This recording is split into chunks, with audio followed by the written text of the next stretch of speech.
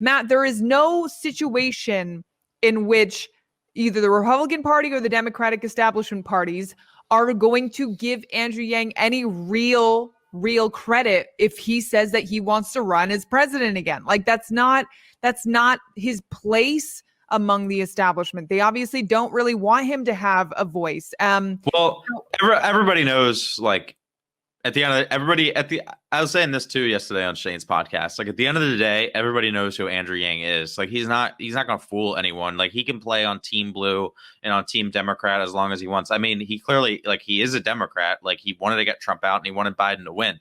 But everybody knows at the end of the day what Andrew Yang stands for. He wants ranked choice voting. He wants publicly funded elections. He wants term limits. He wants to get all of your, this is what I said last night, all your stupid, like, rotten carcasses out of DC. He despises you all.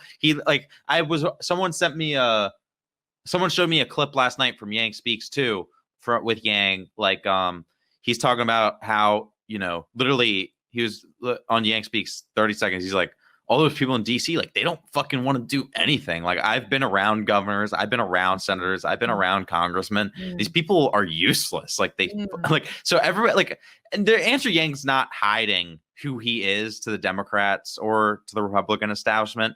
In my estimation, the goal is just for Andrew not necessarily to ever really legitimize himself in the eyes of the DNC or the RNC, because that's not going to ever happen, because he fundamentally stands against the policies and the goals and the vision and values that the RNC and the DNC has.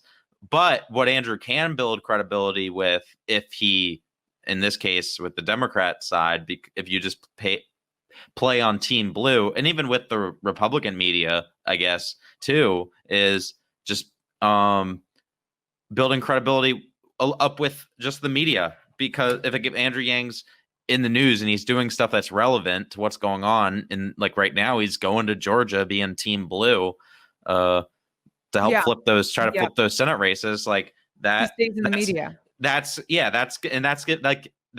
might not give him, like, people at the DNC might be like, oh, Andrew Yang's in Georgia. I don't know what their reaction is. Maybe some people there like it, but I think, like, the media, like CNN, like, they're covering it, and Fox News, they're covering it obviously in their own way, but also too, like, and this is, I think, even more important, the most important of it all is, if Andrew Yang keeps playing Team Democrat, he's just going to build up more and more credibility with the actual Democratic base, like actual Democratic voters that he would need to win over in a future Democratic primary. Even if the DNC is, like, let's say he runs in 2024, even if the DNC is, like, shafting him again and sidelining him again, the fact of the matter is, because of the fact that Andrew Yang helped as much as he could Joe Biden to become president and defeat Trump, he helped as much as he could to flip the Senate races. Who knows what the fuck is going to do over the next few years. So he would get to the point in 2024 or 20 whatever, where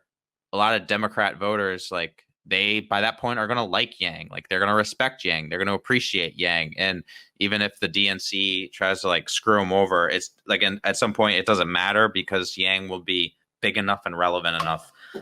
Like, basically, Andrew's just using the Democratic Party to elevate his profile. Like, I'm sure that's not how he would describe it, or, like, even how he views it. But effectively, that's kind of what's going on, right? Yeah, I mean, I think that's a good summary of the strategy that I guess he is employing right now, and that a strategy that will, actually is his best shot, is really to build up the legitimacy among the Democratic voter base.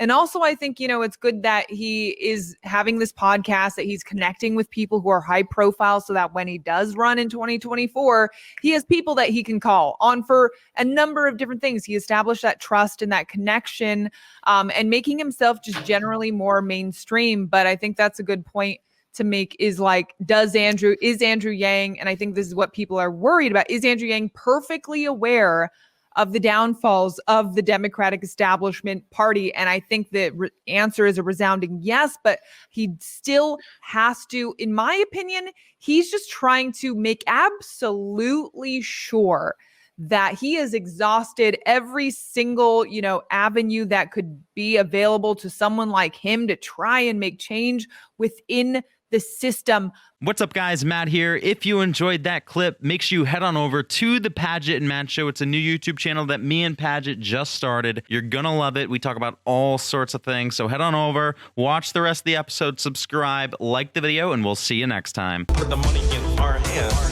Put the money in our hands. Put the money in our hands. Put the money in our hands. Can we afford it? Yes. Will it cause inflation? No. Is it awesome?